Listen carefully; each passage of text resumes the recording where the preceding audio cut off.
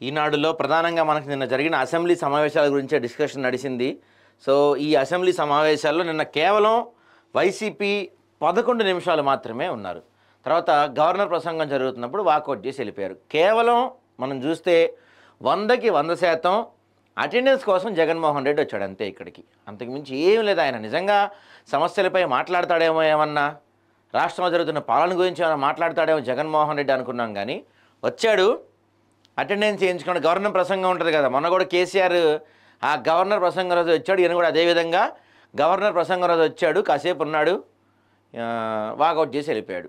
ఇది ఈయనకి అదేమంటే మాకు ప్రతిపక్ష హోదా ఇవ్వాలి, ప్రతిపక్ష హోదా ఇవ్వాలి అంటారు. ఎట్లా ఇస్తారండి ప్రతిపక్ష హోదా?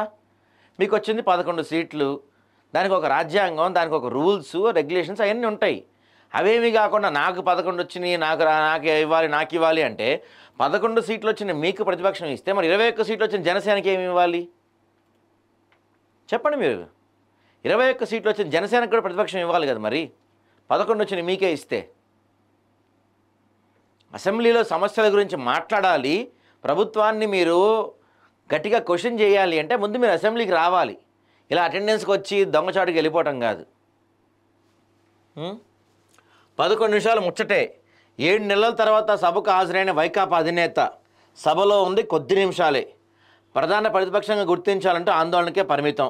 సైగలతో ఆదేశాలు ఇచ్చి ఎమ్మెల్యే ఎమ్మెల్సీలను పోడియం వద్దకు పంపిన జగన్ 6 నిమిషాల్లోనే వారిని వెనక్కి పిలిచి సభ నుంచి నిష్క్రమణ. అసెంబ్లీలో గవర్నర్ ప్రసంగానికి ఆటంకం. బడ్జెట్ సమావేశాల్లో తొలి రోజే వైకాపా తీరిది. అదే అండి, అన్నీ 11 అంట. వైకాపాకు ప్రస్తుతం ఉన్న ఎమ్మెల్యేల సంఖ్య 11. జగన్ ఆ పార్టీ సోమవారం సభలో ఉన్నది 11 నిమిషాలు. అసెంబ్లీలో వైకాపా సభ్యులు కూర్చున్న 10, 11, 12 నెంబర్ బ్లాక్లో కూర్చున్నారు. ఎక్కువ మంది సభ్యులు 11 నెంబర్ బ్లాక్లోనే కూర్చోవటం ఇంకో హైలైట్. 11లా కలిసి వస్తుంది వీళ్ళకి.